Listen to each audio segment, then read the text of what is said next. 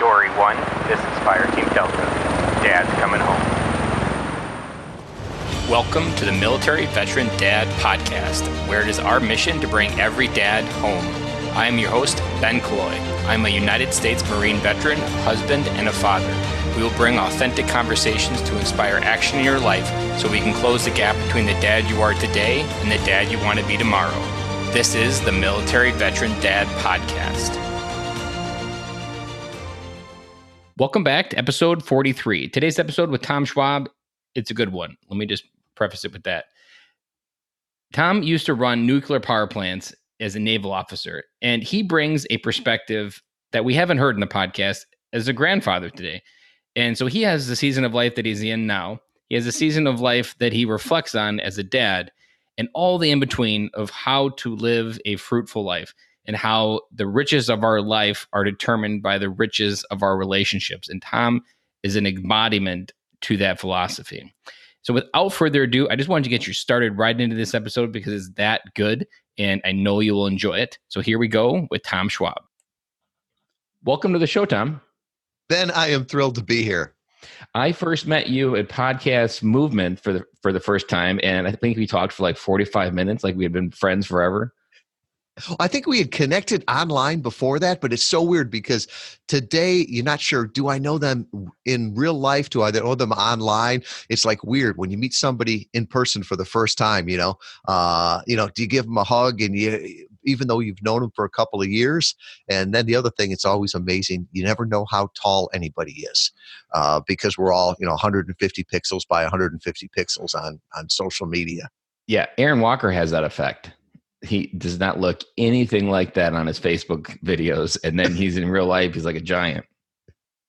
Well, and I try to keep my social media picture updated, right? I don't want somebody to meet me and wonder, when did he get all the gray hair? I like that. Go ahead and unpack a little bit about what your family looks like right now. You're at a different season of life than most dads we have on the podcast. It is. I started early, and so I got to enjoy grandkids earlier in life. So we've got 4 kids between the two of us. My wife and I both are on second marriages here. So Samantha is 31, Ian is 28. Allison is 23 and Emily is 20. Samantha, the oldest, is married and has blessed us with 2 wonderful grandchildren. I used to say great-grandchildren, but it really ticked off my wife, so I got to call them wonderful grandchildren. Charlotte is 5 and Bo is 3. And, my wife and I are married. We're loving this season of our lives. We're empty nesters now. So one of the things that we do is, Kalamazoo's always going to be home. It's where the family is. But 1 week out of every month, we live in a different city. Because for us, it's a virtual company. Work is what we do, not where we go.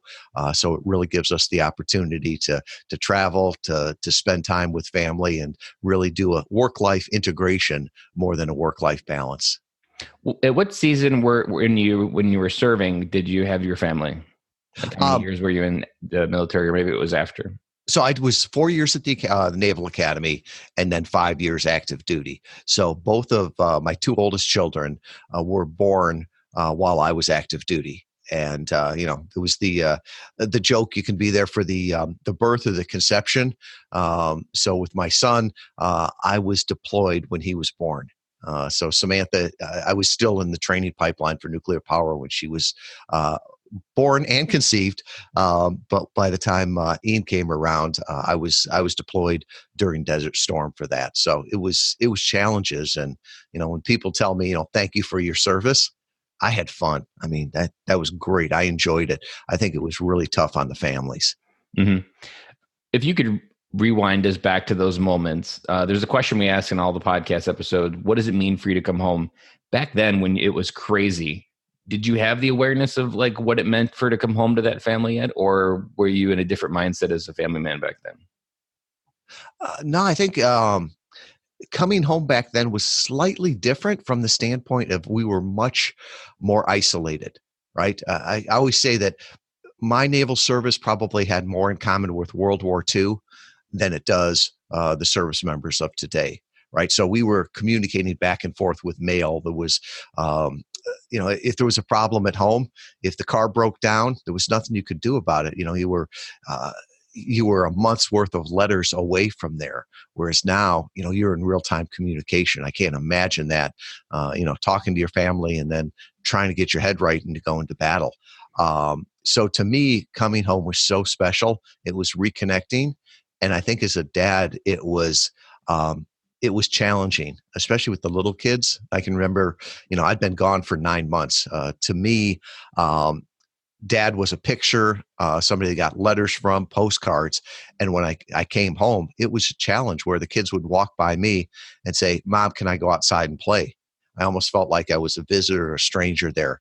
And that took some time just to reestablish those connections and being seen as a parent, not just a visitor. I've heard a couple dads bring it to my attention the idea that, especially if like you're maybe there for the birth, but then you had to go, like your mind you don't realize it as, or even just having kids being there the entire time every day, of how your brain is adjusting every day and growing as a father every day. But when you miss those 9 months, you're really just going and getting on a bike without training wheels and trying to figure out how to stay in balance. And your family doesn't learn how to do life with, like, they still miss you, but they still create systems and processes that don't require you to be there. And many dads have told me that it's just very useless feeling, like they don't feel needed. Is there any advice that you want to maybe unpack there for other dads out there with that feeling? Yeah, and I think the older your kids get, sometimes you feel that same way, right? Do you feel useless because they don't need me, or do you feel proud that they've put together a structure that doesn't fall apart when I'm not there? So, part of it could be, well, they function well enough without me. I remember people talking about direct deposit dad, right? That's what you were providing. And you could look at it that way, but I'm like, that's so cool that I've seen some of the strongest families come out of the military where they can do it with one parent being deployed, or even now, sometimes two parents being deployed at different times. And I think as the kids get older, a lot of people struggle with that. Kids, getting more independence, and they don't need you in the same way, and they push back on that. And the whole idea is to raise adults, not to raise children.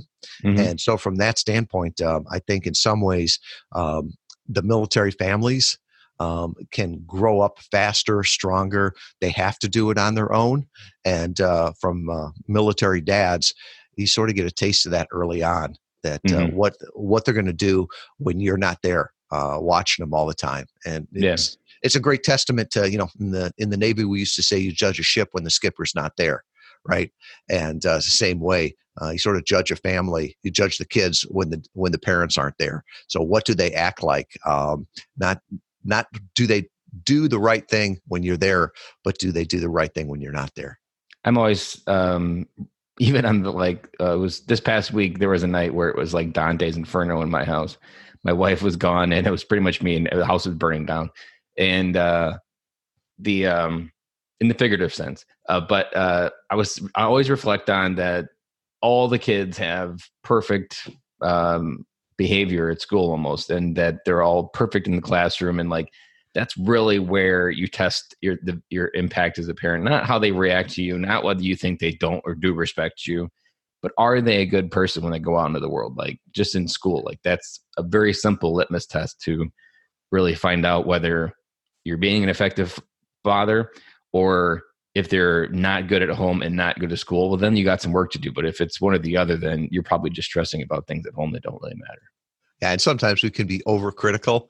Running a business, when somebody compliments your business and it wasn't you that did it, it almost feels like being a parent when somebody compliments your kid and it's like, wow, I didn't even know that, but thank you so much. And I always think early on, I think my kids stepped up more when dad was watching them and mom wasn't there, especially like in grade school, because they realized I didn't know the schedule.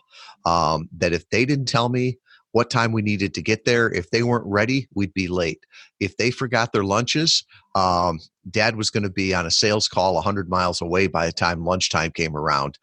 So there was no calling them, and like they could with Mom and say, hey, could you bring my lunch? It's like, no, you get a snack or you eat lunch when school's over. Mm-hmm. And I read an article recently that said military kids, while they do go through life harder and they have to answer and deal with questions that most kids don't understand, it's very similar to, were you at MIC in 2018? I wasn't. 2019 was the first year. Mr. Rockefeller, what's his first name from Street Shares? Mark, isn't it? Mark Rockefeller. He talks about how military members are perfectly aligned to bring the world back together. And I think military kids are some of the best people, even more than people that just join for their service, because they literally learned under adverse circumstances of how to be an adult, where you have to learn to make friends quickly and learn to let those friends go, but learn how to find community each time, learn how to find yourself over and over. Like, when kids get through that, there is a gift of just community, acceptance, and the ability to bring people together. That's kind of the kind of people we need more in the world. So it's a little bit like the military families are incubators for these next generation of adults that are going to help bridge our families back together, or build the country almost back together in some ways. I agree with you. And I think it helps them get ready for the global world we live in. So, military kids probably understand time zones better than non-military the kids, right? Because they understand what it means. Moving around, seeing the world as a bigger place. It'd be an interesting test to see how they do on geography versus the standard. My guess is that they do a whole lot better, because they've either been to the countries, Mom or Dad has been to the countries. They know where friends have been there. And the other thing too is just not seeing the world as, my town plus or minus 50 miles. They've moved around. They see that you can do that. I think of one person I knew that, she had everything going for her in the world. Beautiful young girl, got a scholarship to college, but college was an hour away. And she was so scared to go there. She went to college, she lasted a semester, and she was heartbroken, crying every weekend, and her parents would bring her home. And I'm like, the world was hers. And it just got really, really small. And, now she's probably mid-30s and still in that same town. And there's nothing wrong with that. But I look at that and say, if you choose that, but not because you're scared of what else is out there. Was in a mastermind group, and there was somebody that was the first time their family had moved, like, ever. And they were getting a coach to explain to them, all the changes that were going to go on and help the kids. And I had to sort of chuckle. I'm like, you don't need a coach. You need like a 10-year-old military kid. They can tell you exactly how to do it, all the rest of that, because they know that's normal for them. And I think in our global society, it's going to be more normal, Yeah. You remind me of two things there that, as an obligation, as a dad, we have an obligation to give our kids the widest view of the American dream. And that experience of travel, especially if you were stationed in like Europe with your family, where those opportunities are, like in South Korea or Japan, like there is just something about being able to see the world through that different lens that gives them so much more view of what is possible for their life versus and so if you're like me, when we had kids after, I haven't been able to do it. We did a vacation to Florida for the first time, but that was really about the first time we really got out. But I'm convinced my kids will have a worldly view still, because Americans have the world opinion, but we actually only 10% leave the country. So it's kind of like an oxymoron. So I want to make sure that, I've always said it, I don't know whether I'll get there. I'll always try, but like in India, I always want my kids to see someone with nothing and smile, or that's smiling. Because how many times in America do you see someone that has nothing that has a smile on their face? It's very rare. But in India, it's all over. So just knowing that it's not things, and just being able to see how other people find joy in their life, that's not just the American way. And I think that's something that in the military, to me, was one of the greatest gifts, was being able to see the world and also see how blessed we are and how much you appreciate it. I had never seen poverty until I was deployed overseas. And my view of what poverty was and what it actually was totally different, right? Some of the nicest people in the world, some of the most uh, smartest, they might not have been formally educated, but they were smart people. They were loving. And it made me appreciate how blessed we were to be in this country. And I can remember my third daughter, when she was in high school, her and her mom took a mission trip to Haiti. And her idea of poverty where we live is somebody that had a used car and didn't have the newest iPhone at school. I mean, Mhm. those were the poor kids. Yeah. And she went to Haiti, and she admitted later that the reason she went there is because she wanted her passport stamped. Um, she wanted to prove that she'd been out of the country. And she came back as I want to say it was a sophomore in high school, and was just amazed. She fell in love with the kids, with the people down there. She was taking French, and uh, the kids there spoke better English than she did French. So they were helping her, and she was that they were happy, they were educated, they were kids that were 5 years younger than her, that were studying the same math that she was, and they were studying it on a chalkboard, and they were writing in the dirt with sticks. And Mhm. so I think it gave her a better appreciation for the world. And like you said, a global citizen there. And what we all have in common is a whole lot more than we have apart. I like that. There was another thing that we talk about a lot that dads often overcomplicate is that just how kids measure love. And so we often repeat the advice that kids spell love Time. When you were a dad, what were some of the simplest things that your kids loved doing with you that you were like, really, that's what you remember? But that's something that they always consistently ask to do with dad. Hanging out, right? Like you said, it's totally time. I remember coming back from deployment, and my daughter was uh, all about 4, and asked her where she wanted to go for lunch. We'd go for anywhere we wanted to. And she got on this little dress, and she wanted to go to McDonald's. And I'm like, really? Yes, McDonald's. And then later on in life, I remember asking her the same thing. She wanted to go to McDonald's, but actually eat in the car, sit in the car. That was something so different from her. So with that, I let the kids decide what they want to do and follow their lead in that. So for my daughter, it was getting dressed up and going someplace, and it was the silliest places. My son liked to go to work with me. He wanted to see what dad was all about. So he wanted to come and have lunch, and I missed those days aboard ship when I was on duty, and the family would come in for dinner. Mhm. Those were special times, and even to the point where you get to meet other people's families too because they were there. That's good. And I remember so living in Wisconsin, the Wisconsin Dells marketing is everywhere. Oh yeah. And so growing up with the kids, I was always like, oh man, I feel like the internal pressure to get the kids to the Great Wolf, to the wilderness was super high. It's like, oh, we got to go. We haven't been yet. And other people are going. So now I got FOMO, and now it's keeping up with the Joneses. And I don't know what caused me to pause for a moment, but I decided, I think my kids were maybe like 4 and 2, maybe my youngest was 3. Um, that we just decided, I found a Holiday Inn in Madison that had a pirate ship in the middle, and that the kids absolutely loved that stupid pirate ship. We went back 3 times, and it's amazing how adults, we overcomplicate what the kids actually want. And when I pulled back and just found that pirate ship, and we did end up going to the Dells later, but I would have just wasted money, and it would have been useless. And they just want your time. They just want a simple thing to play with in the water. It wasn't like the water park that they want. We want water parks because that's what we just grew up with, but it's not what they want right now. So it's very difficult to presently switch your mind there as a dad to keep it simple, stupid. And listening to what they want, not what marketing tells you they want. And it's interesting having the kids older now to hear the stories that they tell. We did some fun things, went on cruises, did the Disney thing, all the rest of that. That doesn't come up in the stories.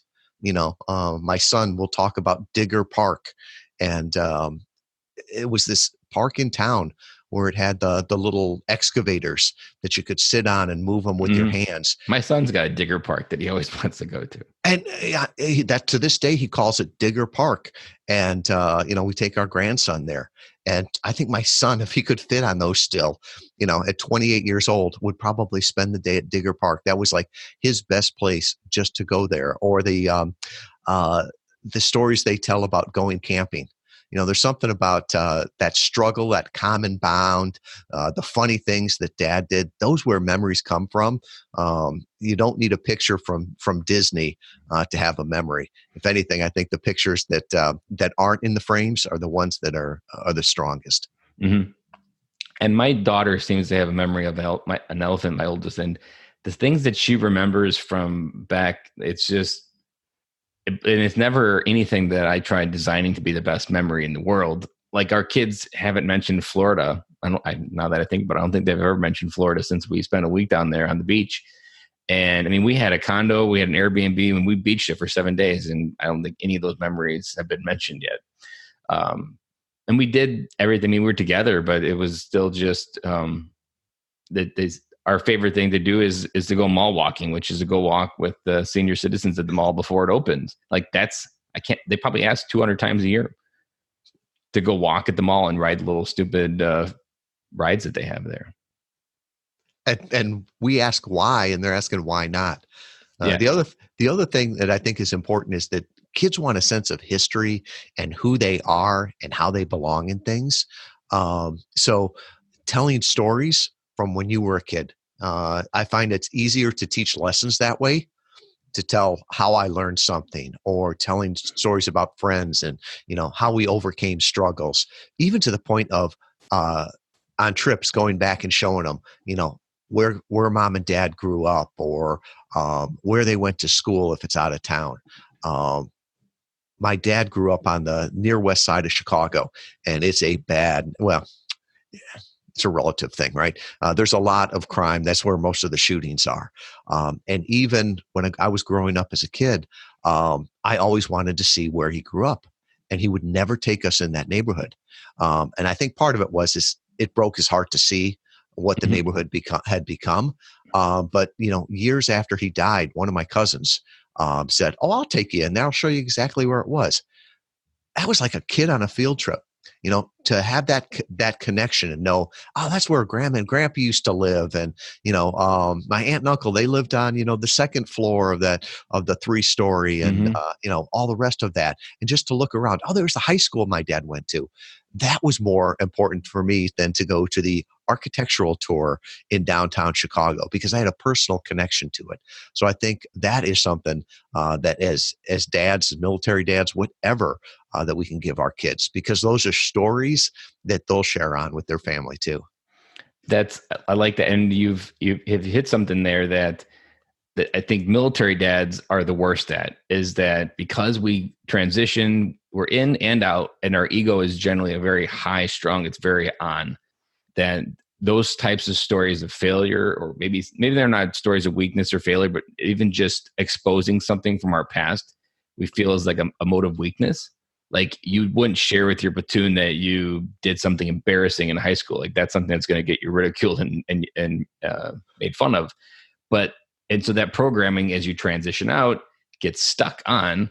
But in reality, those lessons of being bullied, those lessons of how you overcame it, like that's how you strengthen the bond of how, because like right now my daughter's in second grade, and there's first world problems in second grade with friends, and the friends go on and off like a light switch. But those are her world right now. So like being able to walk through her on those with my stories, when the problems are real problems, that I'm hoping that by like almost like putting in the reps of training, that you talk about the simple things when they're young, so that way they're there to come to you when the big things happen when they're older. Yeah, and I early on it struck me that everybody's problems are big problems to them. When Ian, my son, was in kindergarten, he came home and he was talking about at school. They talked about what they wanted to be when they grew up, and after he finished, I said, "You know what I want to be when I grow up?" And he looked at me funny. It's like, "You are grown up." And I said, "No, I want to be a kindergartner, right? Mom makes you breakfast in the morning. You go to a half day of school. You come home. Mom makes you lunch. You play. You have dinner." I said, "That's the kind of life I want." And he looked at me dead face, and he goes, "It's a real hard half day." And to him, it was, right? His world had been, I never had to go to school. Now I got to go there for like 4 hours. So Hmm. I try not to downplay the problems that they're having. And the other thing, there's a great book called "It's Your Ship." I can't think of the guy's name. He's Naval Academy. He was like same company as me, but 5 years ahead. I never met him in real life, but he had a different philosophy of not telling people what to do, but asking, "What do you think you should do?" It's your ship. And for most of the enlisted and the senior enlisted, they'd be there for through like three skippers, right? So it was more their ship than it was his ship. And so he tried to push it back and ask them the questions of what you would do. And that is so different than everything that I was hardwired, right? At the academy and then in nuclear power. It's like, you know what to do and you tell them what to do, right? And the problem is that you can't tell them everything they need to do. So make them start thinking on that. So Hmm. that's always a tough thing to ask them. Well, what do you think we should do? Because even in business now and family, um, the best leaders aren't the ones that lead. The best leaders are the ones that make more leaders, right? So you think Hmm. about it. I want my kids to grow up and be leaders, not followers. And so to do that, they're going to have to make decisions. They're going to have to question all the rest of that. And that is really, really tough. It goes against my grain of wanting to know the answer. Hmm. And, just to be able to ask the questions and keep asking them the questions until they get one that's at least 80% right. Yeah, I like to equate it almost like to bowling. That as a parent, your job is that you give them some lane to play in, but you got the bumpers on. That they're Mhm. not going to go into the gutter. But at some point in life, when they turn 18, the gutters go down or the bumpers go down, and now there's a chance that they're going to make a decision, but the ball could end up in the gutter, and that's perfectly okay. But it's like what you're saying: give them the opportunity, but you're going to be a parent and make sure that the choice is still inside the bumpers. But letting them know that they have a choice. And you hit on something that I don't think a lot of dads are aware of, that when you tell a child at no matter what age, whether it's a 16-year-old that's having 16-year-old problems or 8-year-old that having 8-year-old problems, and you try to make what they're feeling feel less, you're conditioning them to suppress what they're actually feeling. And feelings are meant to be understood, not suppressed. And that little habit that you're conditioning by telling them that they can't feel this certain way because what you view it as is stupid, or this isn't something that's going to bother you when you're 25, to them right now it's real. So if you aren't working through that emotion and validating it, that this is the realest them that they have right now, and they're still trying to figure out 16 like I'm trying to figure out 35, you're going to create an adult that can't work through the emotions that they're feeling, especially at the workplace. Think about someone upset them at the workplace. And if this little micro moment of subconscious programming is going to condition them to suppress someone that's upsetting them at work versus trying to work through it. Yeah. And at 35 at work, you can't tell the teacher. Yeah. It better to figure it out early. And I was reading a book recently, and they made the point that the brain doesn't know the difference between fear and excitement. And that's why on a roller coaster, people yell the same way if they're excited or they're fearful. And it was Mercer Pierce that I that heard it from, and it was interesting. And so when I've tried to look at it now, of when I'm fearful, I tell myself, "Oh, I'm excited," right? "Oh, I'm scared of this happening. Oh, I'm excited. How are we going to fix this?" And I think sometimes if we take that to our kids also, and to look at problems as opportunities. So I've got this problem at school. There's this bullying. Not to say, "Oh, that's awful," all the rest of that. That's great, right? So this is an opportunity. How can you leverage that? How can you make the most out of that? What can you learn from that? And just to condition them early on that it's not a problem, it's an opportunity. And like you said before, with those bumpers up there, um, you always want to make mistakes. You just don't want to make fatal mistakes. Hmm. So you'd rather the kid learns, the importance of telling the truth. When they when they're in first grade or in Yeah, when there's second no real grade. world consequences for maybe what telling the truth means. Yeah. If you don't figure that out until the time you're 35, there's consequences called prison for that. Yeah. So better to learn those early on. And you were talking about the fear. I've heard the same thing from Olympians.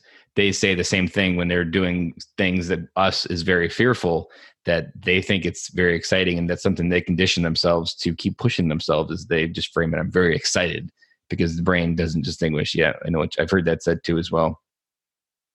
There's one thing that I want to maybe tap into is that since you're a grandpa now, what advice would you write on a sticky note and leave on the table for a younger Tom Schwab? Enjoy every day. Enjoy the journey. Um, and you were just talking about, the the struggles as 35-year-old, and anybody that's over 35 would go back and look at that and go, oh, that was great. Those were the good years, because the problems in hindsight don't seem as big with that. And there's, it's enjoy great James Taylor song. The secret of life is enjoying the passage of time. And I think you've got to enjoy every step there. Enjoy what you're learning. Enjoy what you're experiencing. As a young parent, when you're up all night with your child, there's someday you're going to be thinking, oh, that was the good time. Just enjoy everything of it, and not racing to get the next thing, because you'll look back and that race went really fast. And it's not the outcome, it's the journey that you want to enjoy. And that would be the thing that I would point back to. There, you remind me of something that so my son is often always like, "Daddy, one more." He's kind of like the one more kid at night. And you go downstairs, you just want to like watch a Netflix episode, go to bed, and multiple times he's getting better, but multiple times he would just go, "Daddy, I need one more hug. Daddy, one more hug," and you'd be already down sitting, relaxing, and you're just like. The instinct is just to kind of almost start yelling like, "Daddy, I'm done," or "I'm done, Dylan, just go to bed." And I had to reframe it, what you were talking about there, that there's going to be a day that one more daddy is all I want to hear. And you just have to remember that this is the season you're in. And if you don't enjoy the heck out of this season and get the entire harvest, I've never really equated the season to farming, but if you don't get the entire crop out of the field when you're in that season, you're going to regret those apples you left on the tree. Mm-hmm. And every one of those moments is going to be one that you're just like, that's a moment you're going to wish when you're having to deal with the birds and the bees. You're like, man, it was so much easier and they just wanted one more hug, versus trying to figure out how to date kids and how to break up with someone. Like, and they're all good seasons. It's just, you have to make sure you're consciously aware that the season isn't forever. And I think consumerism is what kind of conditions us to think of life that doesn't have consequences, that you can eat what you need to, you can spend what you want, and you can just pay it off later on a credit card. But family time isn't one of those things. And in the military, I think a lot of people get hung up on like, I'm sure you've seen it a little bit where people go on deployment and it's like a credit card. You're borrowing time from your family. But if you come back and you don't consciously repay that debt, your credit card just builds and builds. And eventually the bank calls their notes and you end up getting a divorce. And I love that analogy, because it's easy to make deposits with the kids when they're younger, right? So that one more hug, telling them you love them, telling them you're there for them, being supportive, even when they make bad decisions, doing that, building that trust, because all of a sudden, you hit those teenage years and those kids are just taking the withdrawals out of there. And if you've got that foundation of love and trust and all the rest of that, it makes it so much easier to get through that. And I even saw that with my son. So my daughter, I was around for the first 3 years of her life, and we had this foundation. And for my son, I think it probably took till he was probably 3 for us to really be tight. I came home from deployment, and I'd walk in the room. He was 3 months old, breastfeeding, and he would just melt down, screaming and all the rest of that. And I'd have to leave the room. And so I'd go hang out with my daughter who knew who I was. And that was tough there. What So did you tell yourself? How did you get through that mentally, as far as just not feeling like rejected or a failure? I think a failure is probably the word that would come to mind if I was a dad like that. uh, failure or, rejected. I mean, when you're rejected by your 3-month-old son, and I understood, right? Mm-hmm. I was a stranger in there and it took time. But I think it drove me closer to my daughter. We were much closer during that time because we had a relationship. Mm-hmm. And I don't know if it would have been the same way, the mother child bond and everything like that. But yeah, as somebody in the military that has it all together, a hard charger, not scared of anything, I can do anything, I got this. Then to come back and have a 3-month-old reject you and mess with your confidence, that was just wild. And it was hard to, especially after deployment. You've been there and we were gone for 9 months. I can remember laying in bed one Saturday morning, and my daughter knocked on the door. And just out of force of habit, I just yelled enter. Right? That's That's what that's you what say. that's what I was used to. And the door didn't open, and then I heard tears on the other side. And you know, this little girl did not want enter, even though that's if she would have understood what it meant. If she didn't want enter being yelled from the other side of the door, she would have wanted to say, come in, honey. Mm-hmm. So that it's tough. We have to put on our dad hat. We have to put on our military hat, and sometimes the kids see us with both, and it's funny. Even though that um, I got out of the service when my daughter was 5 and my son was 3, I guess. They still have, I don't know if it's memories or they tell stories about it. And it's fun now that they're older to hear them tell the stories, songs that I used to sing to them, cadence and stuff like that, that they're singing to the grandkids. And I'm like, they have no idea who, we're Mr. Hodges Raiders, we're Raiders of the Night. Yeah. They have no idea who Mr. Hodges is. And I've shown them pictures of him on Facebook and stuff like that, but they just know that's the story. And I think there's a pivotal moment, and I commend you for being able to consciously step into that. I've talked to a couple dads that they will push themselves back when they feel that rejection, because I don't know if it's somehow it's like part of the military program, or it just makes us really uncomfortable with an emotion that we don't know how to work through. And then they almost put barriers, so like that you could have been a dad that had a beautiful relationship with your daughter, but had the son that never really got connected with their father. I mean, there's multiple ways that could have played out, and your son could have been the kid that rebounded and lives in your basement in some worlds if he didn't connect with his dad and figure out how to grow up and be a good adult. And you pivoted at that moment and just realized that it's just going to take a little bit of extra work to get through this. I say sometimes these podcast interviews are like therapy sessions. When you said, did you feel rejected? It's like, wow, yeah, I guess I did. From a lieutenant in the Navy, right? Running nuclear reactors. Snap his fingers and make lots of stuff happen. Exactly. And I can split atoms and make the ship go through the water. But a 3-year-old, screaming at me when I walk in the room, wasn't trained for that. It's a perfect battlefield for leadership training as parent. And I think the main difference is control. Like in the military, you have almost absolute control, especially if you're in some type of NCO or superior or role where you're looking over people. But at home, you really don't. And I think that's an illusion that I often repeat to myself, that control at home is an illusion. You're really just hanging on, keeping them in the bumpers, and trying to just keep it normal. My wife went to China for a teaching trip, and I was a single dad for 10 days. And the biggest thing that happened was, like, I would realize I would punish someone at 2:00 and I would forget about what the punish was by 4:00.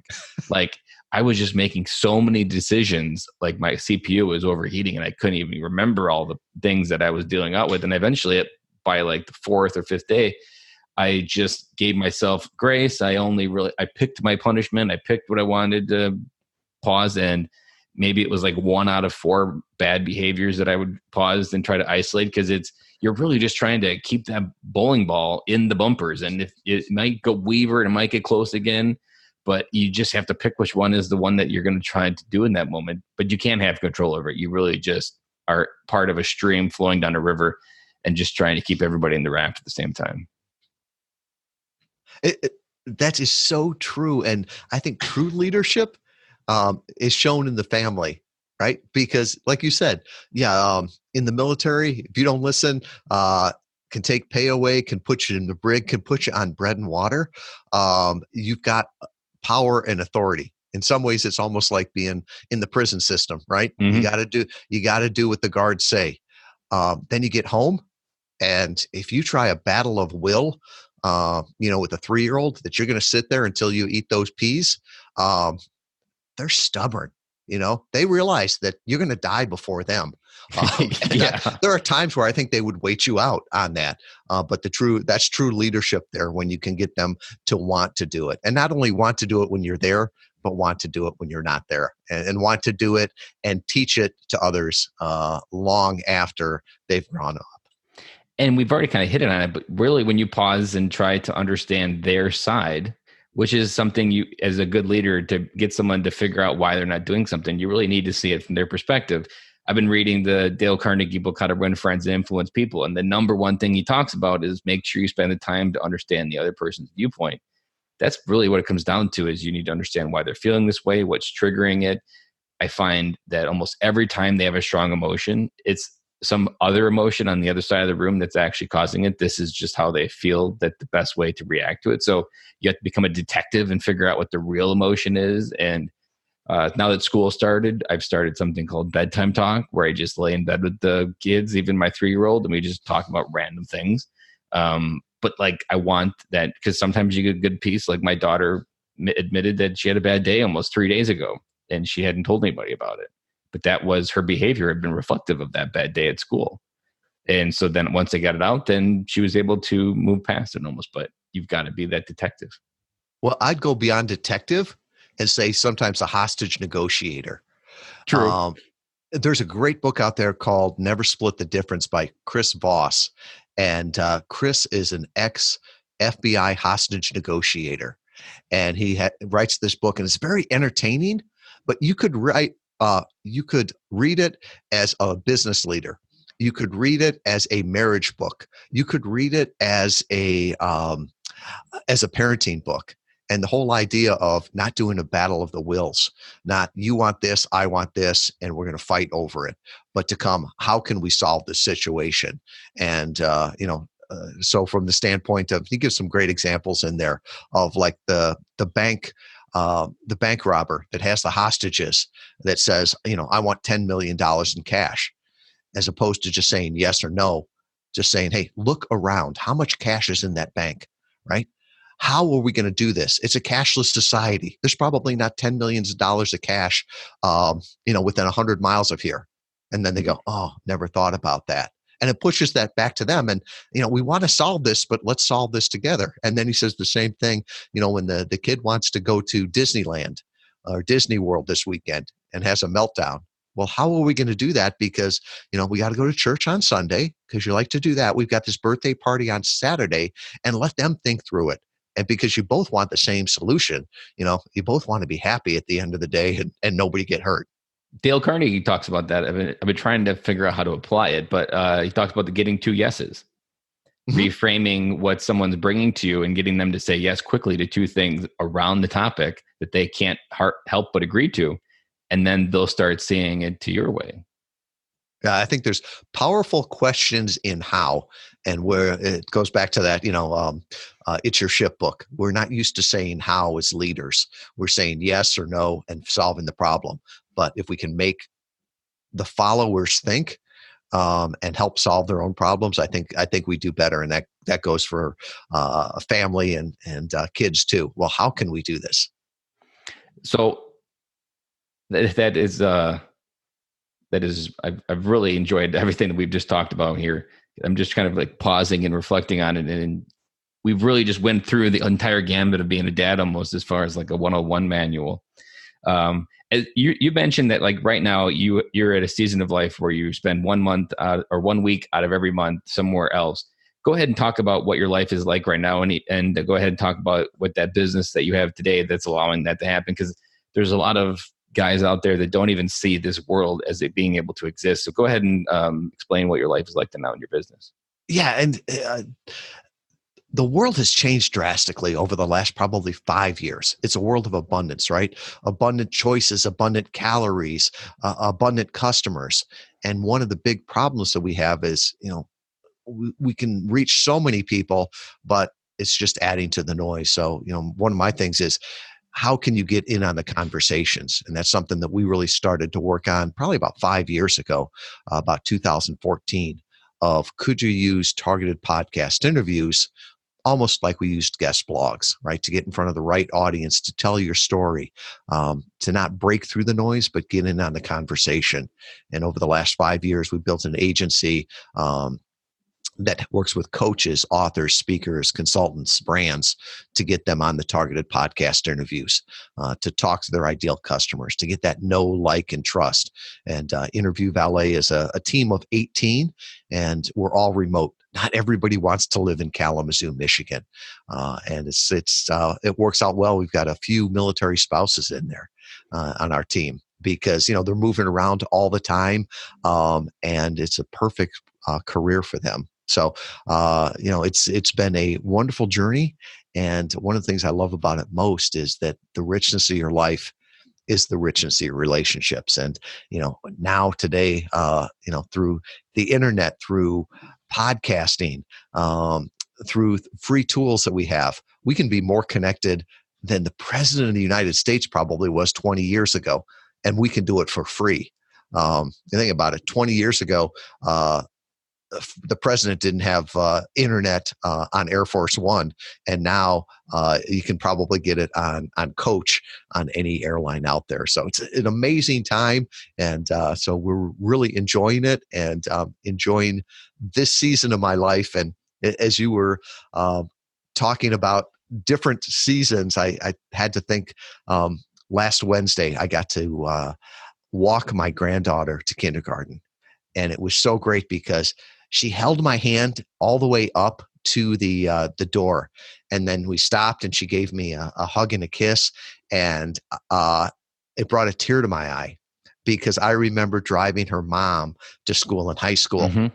and there was a stop sign probably 4 blocks away from school, and whenever we'd hit that stop sign, my daughter would lean over, and this was like freshman, sophomore year before she was driving, and she'd give me a kiss on the cheek and say, thanks, Daddy, I love you, because she would never do that at school in front of her friends and everything like that. So it was far enough away. And I just thought, well, there's going to be a time in the very near future where somebody won't want to hold my hand and walk up to the door. So going back to that. I wouldn't have held it together either. I would have lost it. I was actually getting a little bit teary just listening to it on this side, because I can imagine you had like very much of an out of body experience of seeing 2 moments of almost same experience, but through different time, and how full circle life came back around and how quickly that time passed between those 2 points. You had where you walked your daughter to kindergarten, your daughter, and then your granddaughter.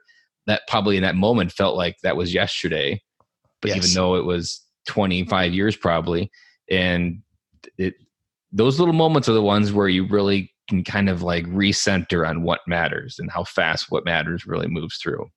Yeah. And you think about in a military career, 20 years sounds like a lot when you're 18 years old. And then when all of a sudden you're 38, 20 years went fast. And it's the same way with being a parent. Mm-hmm. You don't get 20 years. You might get 18, but really it's probably more like 16. Mm-hmm. And there's been a couple of dads that I've interviewed that they've got out at like 13 because they knew they weren't going to have a family if they made it to 20, because of what they have to sacrifice. And it's not just 20 years by yourself, that you're going to do a lot of things in that time. And there's always something I talk about, that your kids are going to betray you at the same time. So making sure you focus on your wife and making sure she's a priority, because she's going to be there on the other side of whatever happens. Yeah. and it's something that you can lose sight of as well. I have one question to ask you about your interview valet. Where were you, or what kind of mindset were you in? Like, I'm sure there's a moment like a before Christ and after Christ where you didn't see that this life was ever even something available, and then where you're like, wow, this life, I could completely transform how we do. Because a lot of people like have a goal to do what you're doing and travel maybe a week out of every month. Then there's people don't even really realize that their life has an option like that. So where were you in your life when you were making that transition that like I could really redefine my entire life of how I live it? Um, yeah, and you're right, because we always base the future on the past, right? So most of us looking, okay, whatever was there, we add 10% to it. But when we go through different stages in life, you know, high school was a lot different than the military, right? It's Mm-hmm. a totally different stage of life. The rules didn't apply. And I think once we became empty nesters, had a virtual company, we went back to what we knew, right? Which was the old way. And it's like, well, those rules really don't apply anymore. So I think really you have to always have to challenge yourself. Am I making decisions based on current reality? And I can't say that it was a flipped a switch and we like went from one to another. We talked about it. We struggled with it. Then I can remember one time my wife and I were talking, and it was a spring day, and it was a nasty, cold, rainy, snowy weekend. And Monday and Tuesday were supposed to be beautiful. And she looked at me and she's like, okay, so we both work in this company that we own. Why do we have to have Saturday and Sunday as a weekend? She's like, could we work Saturday and Sunday and then take Monday and Tuesday off and go to Chicago? And I'm like, my first thought was, no, that's against the rules. Work days are Monday through Friday. That's when the factory works, right? And I'm like, yeah, that makes a whole lot of sense. And so with that, we had that flexibility to do that. And in some ways, in the military, you know, we had flexibility. When you were deployed, you were deployed. When you were home, you had more flexibility in that. But I think sometimes we go to this default culture that existed 30 or 40 years ago. And Mm-hmm. we go to that because we know it. But I think, our kids that someday will laugh at that. Even now, it's like, how come school goes from 8 to 3, or you get summers off? Get summers off because that's when agriculture came in. Mm-hmm. That's stupid. Yeah. The I like what you said there, and I think the military part is related to like there's a manual for every problem you have, and there's rules for all the different scenarios that happen. And if there's not, then you use your training to make a new rule. But it's all based on rules of you can even go back to like the Geneva Convention, where everything is in the basic confines of these are the box you can make your decisions in to battle war. And in life, what this last 5 years that you mentioned is really kind of breaking is that Americans, in many ways, we're probably the ones that created this ourselves the worst, is we created this standard life. And there was this default mode. But really now, as the internet has really kind of shattered that old mindset, and it's still probably a piece of glass, but it's really fractured. And you can just really break all the rules and do anything. That life is about really just stepping into who you want to be and then creating that life. And there's absolutely nothing stopping you except yourself. And we think that the last 100 years or the last 50 years is the way it's always been. I laugh sometimes when people talk about work-life balance. What's work-life balance? I don't think that existed 100 years ago, maybe 150 years ago. There's no farmer that I know, especially my great uncle was a dairy farmer. You'd like this from being up in Wisconsin. He did not have work-life balance. The cows didn't know when it was the weekend. They didn't know when it was holidays. He had work-life integration. Mm-hmm. Christmas meal was planned around Uncle Doug milking Around the chore cows. time. Birthday parties are planned around. We can't be at a birthday party. We gotta go home and milk the cows.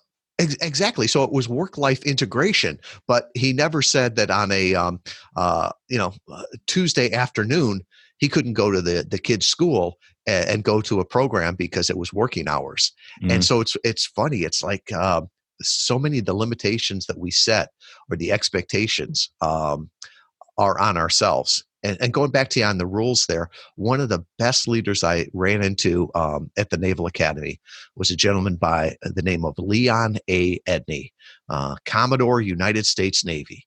And I always respected him, and he taught us a lot because we had this manual that was probably 5 inches thick, and it was the Midshipman Conduct Manual or something. And it seemed like once a week we had to update it because there was something new in there. And if you got in trouble, you had to go in front of the commandant. And Admiral Edney was the only one that did this. The other guys weren't like this. The manual was right there, and he would always ask you one question. Why did you do this? Or why did you think that this was the best thing to do? Why did you think that this brought honor to the Naval Academy? So, TAPS curfew is at midnight, and you get in at 12:30, you're in trouble, right? But you just said he'd be there. Why did this happen? And if you could say, we were driving home, somebody had a car wreck, they had a flat tire, we stopped, we helped them, and we thought that was the right thing to do. And he'd be like, yep, that's right. Doesn't matter what the manual said. But if you start to be a sea lawyer and try to say, well, I took this word to mean that I could or couldn't, it's like, no, his big thing was always do the right thing because it's the right thing to do. Mm-hmm. And there's never going to be a rule for everything.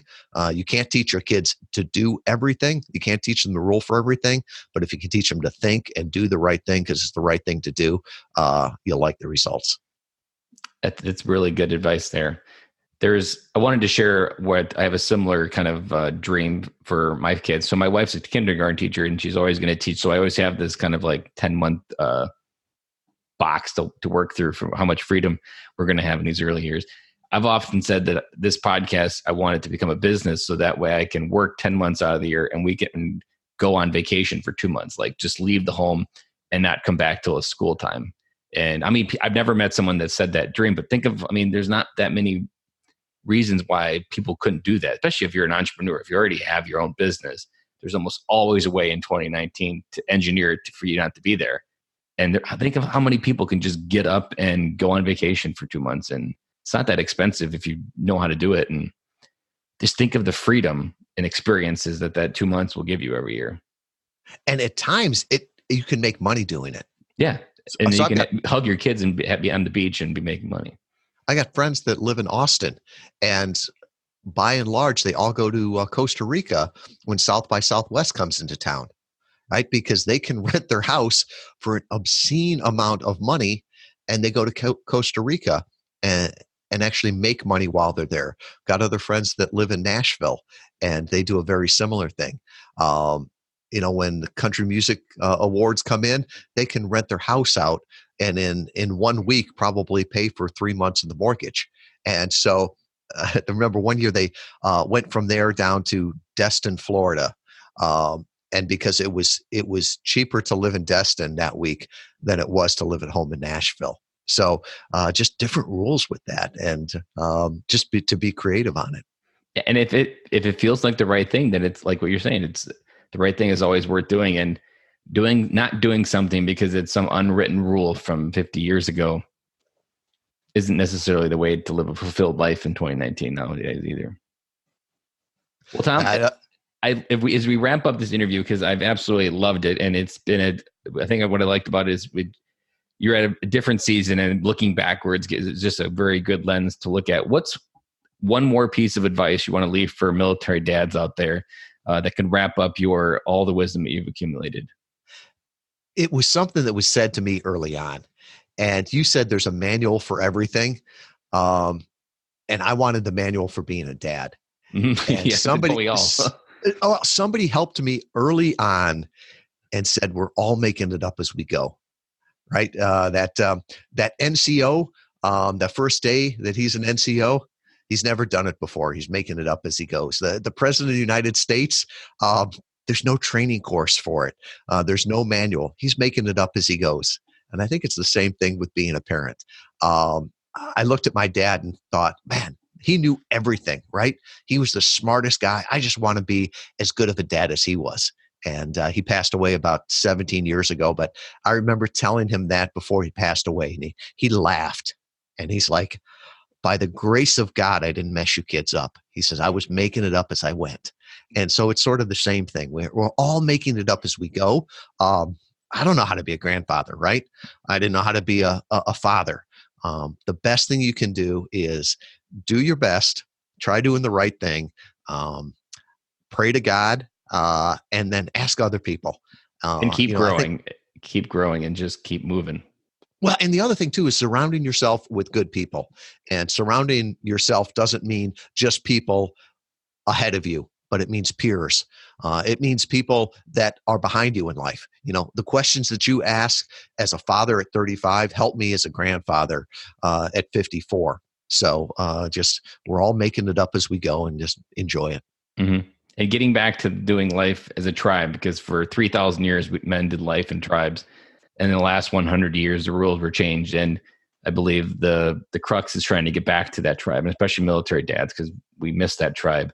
And you need that good tribe around you to share the load, because there's a lot of life that you can't handle what it gives you, and you're not meant to. But that's why you need that tribe around you and community. And well, Tom, I've absolutely loved this interview. I really have appreciated your time today, and I look forward to getting this out. And I'm positive we brought a few dads home with your wisdom today. That's a wrap. And thank you for listening to today's show, and I really hope you enjoyed it. The lifeblood of any new podcast are the reviews. If you haven't reviewed the podcast yet on iTunes, I would really appreciate it, and you will help us get the message out to even more military veteran dads. As John Maxwell says, if there is hope in the future, there is power in the present. Dads, it's time to come home.